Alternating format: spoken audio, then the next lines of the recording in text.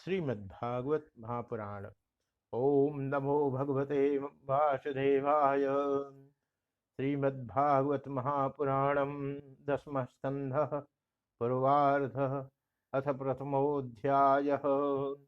भगवान के द्वारा पृथ्वी को आश्वासन, वसुदेव देवकी का विवाह और कंस के द्वारा देवकी के 6 पुत्रों की हत्या। राजोवाच कथितो वंश विस्तारो भवता सोमसूर्ययोः राज्ञां चोभयवंश्यानां चरितं परमाद्भुतम्। यदोश्च धर्मशीलस्य नितरां मुनिसत्तमः तत्रांसेनावतीर्णस्य विष्णुवीर्याणि संसनः। राजा परीक्षित ने पूछा, भगवान, आपने चंद्रवंश और सूर्यवंश के विस्तार तथा दोनों वंशों के राजाओं का अत्यंत अद्भुत चरित्र वर्णन किया। भगवान के परम प्रेमी मुनिवर, आपने स्वभाव से ही धर्म प्रेमी यदुवंश का भी विशद वर्णन किया। अब कृपा करके उसी वंश में अपने अंश श्री बलराम जी के साथ अवतीर्ण हुए भगवान श्री कृष्ण के परम पवित्र चरित्र भी हमें सुनाइए। अवतर्य यदोर्वंशे भगवान भूत भावनः कृतवान यानि विश्वात्मा तानि नो वद विस्तरात्।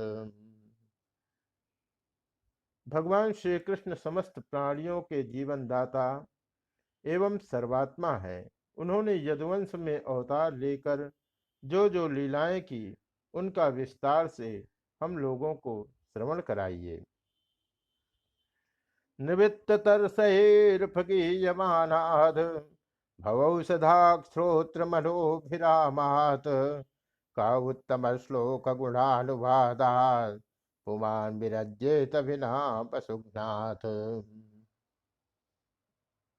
जिनकी तृष्णा की प्यास सर्वदा के लिए बूझ चुकी है, वे जीवन मुक्त महापुरुष जिसका पूर्ण प्रेम से अतृप्त रहकर गान किया करते हैं, मुमुक्षु जनों के लिए जो भौरों का रामबाण औषध है, तथा विषयी लोगों के लिए भी उनके कान और मन को परम आह्लाद देने वाला भगवान श्री कृष्ण चंद्र के ऐसे सुंदर सुखद रसीले गुणानिवास से पशुघाती अथवा आत्मघाती मनुष्य के अतिरिक्त और ऐसा कौन है जो विमुख हो जाए, उससे प्रीति न करे। पितामहा मे समरे मरंजय देवव्रताद्यातीर्थैस्तिमिंगिलैः दुरत्ययं कौरव सैन्य सागरं कृत्वा तरन् वत्सपदं स्म यत्प्लवाः।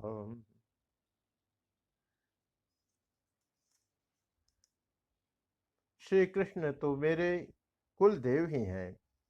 अब कुरुक्षेत्र में महाभारत युद्ध हो रहा था और देवताओं को भी जीत लेने वाले भीष्म पितामह आदि अतिरथियों से मेरे दादा पांडवों का युद्ध हो रहा था। उस समय कौरवों की सेना उनके लिए अपार समुद्र के समान थी, जिसमें भीष्म आदि वीर बड़े बड़े मच्छों को भी निगल जाने वाले तिमिंगिल मच्छों की तरह भय उत्पन्न कर रहे थे। परंतु मेरे स्वनाम धन्य पितामह भगवान श्री कृष्ण के चरण कमलों की नौका का आश्रय लेकर उस समुद्र को अनायास ही पार कर गए। ठीक वैसे ही जैसे कोई मार्ग में चलता हुआ स्वभाव से ही बछड़े के खूर का गड्ढा पार कर जाए। द्रोण्यस्त्रविप्लोष्टमिदं मदंगम संतान बीजम कुरु पांडवानां जुगोपकुच्छिंगत आत्मचक्रो मातुश्च मे शरणं गताया।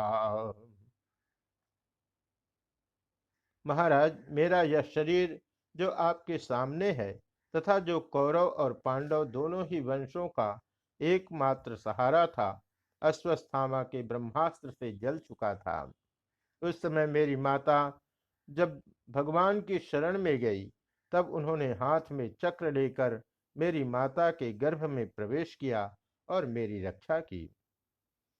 वीर्याणि तस्याखिल देह भाजाम अंतर्बहि पुरुष काल रूपैः प्रयक्षतो मृत्यो मृतामृतं च माया मनुष्यस्य वधस्व विद्वन्।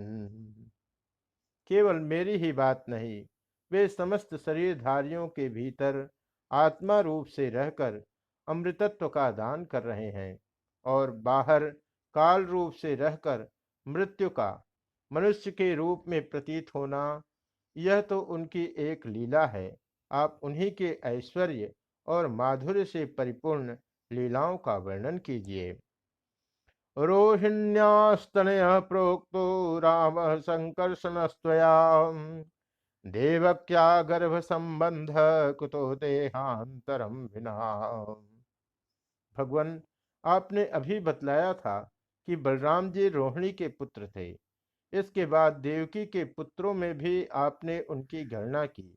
दूसरा शरीर धारण किए बिना दो माताओं का पुत्र होना कैसे संभव है? कस्मान् मुकुंदो भगवान पितुर्गेह्यदं ब्रजम गतः क्व वा संजात भी सार्धम कृतवान् सात्वतां पतिः। असुरों को मुक्ति देने वाले और भक्तों को प्रेम वितरण करने वाले भगवान श्री कृष्ण अपने वात्सल्य स्नेह से भरे हुए पिता का घर छोड़कर व्रज में क्यों चले गए? यदुवंश शिरोमणि भक्तवत्सल प्रभु ने नंद आदि गोप बंधुओं के साथ कहाँ कहाँ निवास किया? व्रजे वसन किम करोन् मधुपुर्यां च केशवः भ्रातरम चावधित कंसम मातुरद्धात दर्शनम। ब्रह्मा और शंकर का भी शासन करने वाले प्रभु ने व्रज में तथा मधुपुरी में रहकर कौन कौन सी लीलाएं की? और महाराज, उन्होंने अपनी माँ के भाई मामा कंस को अपने हाथों क्यों मार डाला? वह मामा होने के कारण उनके द्वारा मारे जाने योग्य तो नहीं था। देहं मानुषमाश्रित्य कतिवर्षाणि विष्णुभिः यदि पुर्यां सहावासे पत्न्यः कत्य भवन प्रभो। मनुष्याकार सच्चिदानंदमय विग्रह प्रकट करके द्वारिकापुरी में यदुवंशियों के साथ उन्होंने कितने वर्षों तक निवास किया और उन सर्वशक्तिमान प्रभु की पत्नियां कितनी थी? एतदन्यच्च सर्वं मे मुने कृष्ण विचेष्टितम् वक्तुर्मर्हसि सर्वज्ञ श्रद्धानाय विस्तृतम्। मुने, मैंने श्री कृष्ण की जितनी लीलाएं पूछी हैं और जो नहीं पूछी हैं, वे सब आप मुझे विस्तार से सुनाइए, क्योंकि आप सब कुछ जानते हैं और मैं बड़ी श्रद्धा के साथ उन्हें सुनना चाहता हूँ। नेसात दुस्सहा छुन्मां तक्तोदम अपि बाधते पिबंतम तन्मुखां भोजच्युतम हरिकथामृतम। भगवान, अन्न की तो बात ही क्या, मैंने जल का भी परित्याग कर दिया है, फिर भी वह असह्य भूख प्यास जिसके कारण मैंने मुनि के गले में मृत सर्प डालने का अन्याय किया था, मुझे तनिक भी नहीं सता रही है, क्योंकि मैं आपके मुख कमल से झरती हुई भगवान की सुधामयी लीला कथा का पान कर रहा हूँ। श्रुतवाच एवं निशम्य भृगुनंदन साधुवादम वैयासकी स भगवान नत विष्णुरातम प्रत्यर्च कृष्ण चरितम कलिकल्मषघ्नम व्याहर्तुमारभत भागवत प्रधार।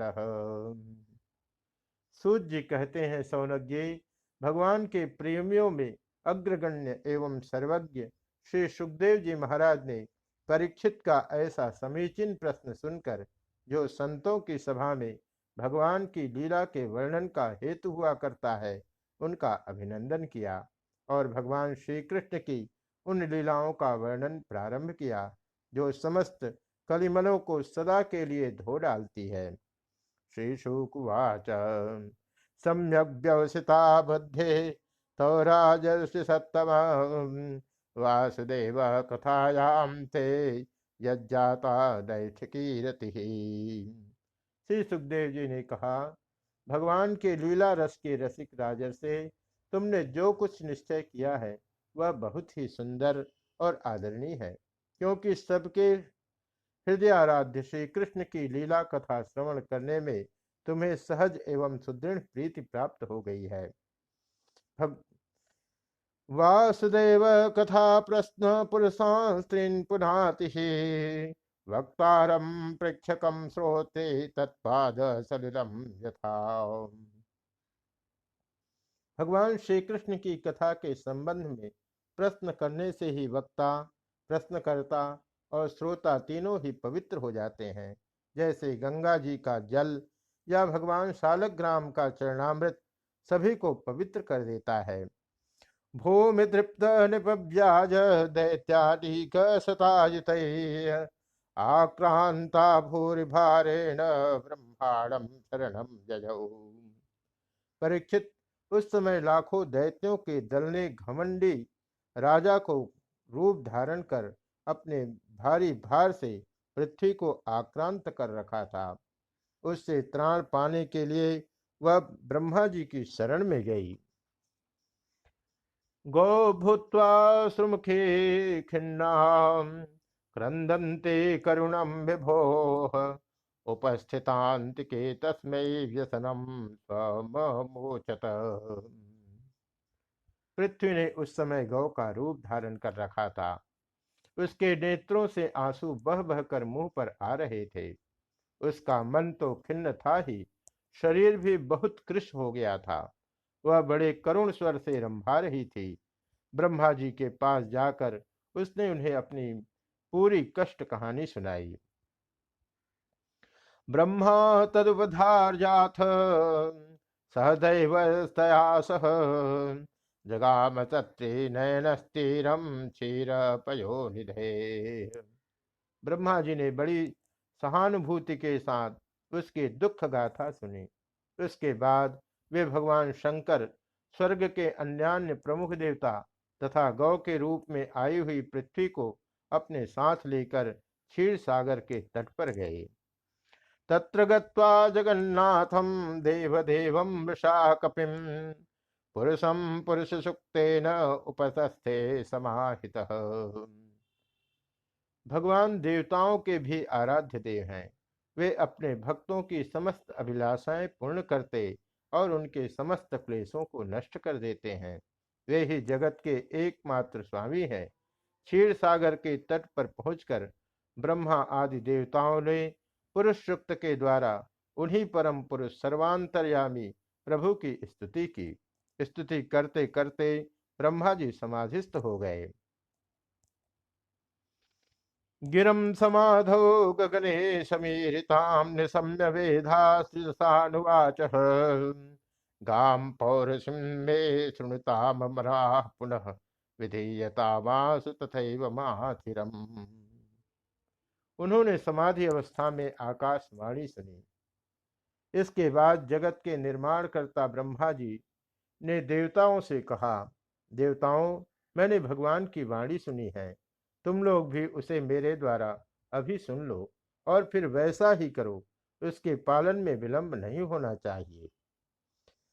पुरैव पुंसावधृतो धराज्वरो भवद्भिरंसै यदुपूषोपजन्यताम् स यावदुर्व्याम भरमेश्वरेश्वरः सकाल शक्त्या क्षपयश्चरेत् भुवि। भगवान को पृथ्वी के कष्ट का पहले से ही पता है।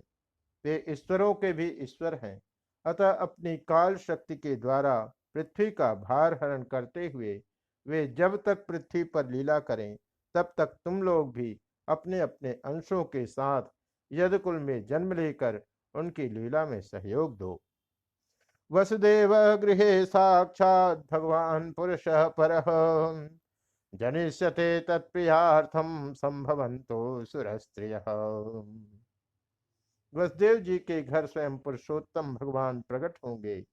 उनकी और उनकी प्रियतमा श्री राधा की सेवा के लिए देवांगनाएं जन्म ग्रहण करें। वासुदेव कलानंतः सहस्र बदन स्वराट अग्रतो भविता देवो हरे प्रिय चिकीर्षया। स्वयं प्रकाश भगवान शेष भी, जो भगवान की कला होने के कारण अनंत है, अनंत का अंश भी अनंत ही होता है, और जिनके सहस्त्र मुख हैं, भगवान के प्रिय कार्य करने के लिए उनसे पहले ही उनके बड़े भाई के रूप में अवतार ग्रहण करेंगे।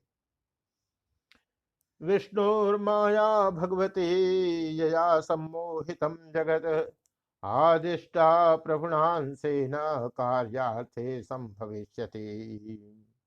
भगवान की वह ऐश्वर्यशालिनी योग माया भी, जिसने सारे जगत को मोहित कर रखा है, उनकी आज्ञा से उनकी लीला के कार्य संपन्न करने के लिए अंश रूप से अवतार ग्रहण करेंगे। शेषोकुवाच इत्यादिस्यामरगणान् प्रजापति पतिर्विभो आश्वास्य च महे गिर्भि सदा परमं जजौ। श्री सुखदेव जी कहते हैं, परीक्षित, प्रजापतियों के स्वामी भगवान ब्रह्मा जी ने देवताओं को इस प्रकार आज्ञा दी और पृथ्वी को समझा बुझाकर ढाढ़स बंधाया। इसके बाद वे अपने परम धाम को चले गए। सूरसेनो यदुपतिर्मथुरा मावसन् पुरीं माथुरांशुरसेनांश विषयान भुजे पुरा। प्राचीन काल में यदुवंशी राजा थे सूरसेन। वे मथुरापुरी में रहकर माथुर मंडल और सूरसेन मंडल का राज्य शासन करते थे। राजधानी ततः सा भू सर्वयादव भूभुजाम मथुरा भगवान यत्र नित्यम सन्निहितो हरि।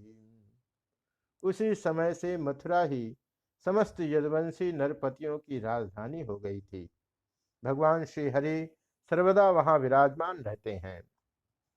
तस्याम तो करहिचिच्छौरे वसुदेव कृतोद्वह देवक्या सूर्यया सार्धम प्रयाणे रथमारुहत। एक बार मथुरा में शूर के पुत्र वसुदेव जी विवाह करके अपनी नवविवाहिता पत्नी देवकी के साथ घर जाने के लिए रथ पर सवार हुए। उग्रसेन सुत कंस स्वसु प्रिय चिकीर्षया रश्मिन् हयानाम जग्राह रौक्मयी रथ सतैर्वितः। उग्रसेन का लड़का था कंस। उसने अपनी चचेरी बहन देवकी को प्रसन्न करने के लिए उसके रथ के घोड़ों की रास पकड़ ली। वह स्वयं भी रथ हाँकने लगा। यद्यपि उसके साथ सैकड़ों सोने के बने हुए रथ चल रहे थे। चतुशतम पारिबर्हम गजानाम हेममालिनाम अश्वानाम युतम सार्धम रथानाम च 63। देवकी के पिता थे देवक। अपनी पुत्री पर उनका बड़ा प्रेम था।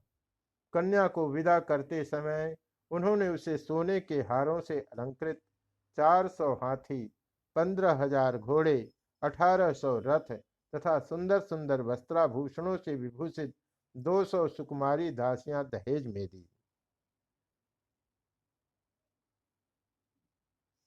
दासीनां सुकुमारीणां द्विशते समलंकृते दुहित्रे देवक प्रादाद्याले दुहितृवत्सलः शंखतुर्य मृदंगाश्च नेदुर्दुन्दुभय समम् प्रयाण प्रक्रमे तावद्वरवध्वो सुमंगलम्।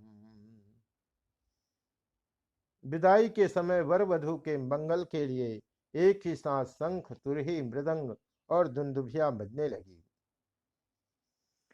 पथि प्रग्रहिणम कंसम आभास्याः शरीरवाक अस्या त्वामष्टमो गर्भो हंतायाम बहसे बुध। मार्ग में जिस समय घोड़ों की रास पकड़कर कंस रथ हाँक रहा था, उस समय आकाशवाणी ने उसे संबोधन करके कहा, अरे मूर्ख, जिसको तू रथ में बैठा कर लिए जा रहा है, उसकी 8वें गर्भ की संतान तुझे मार डालेगी।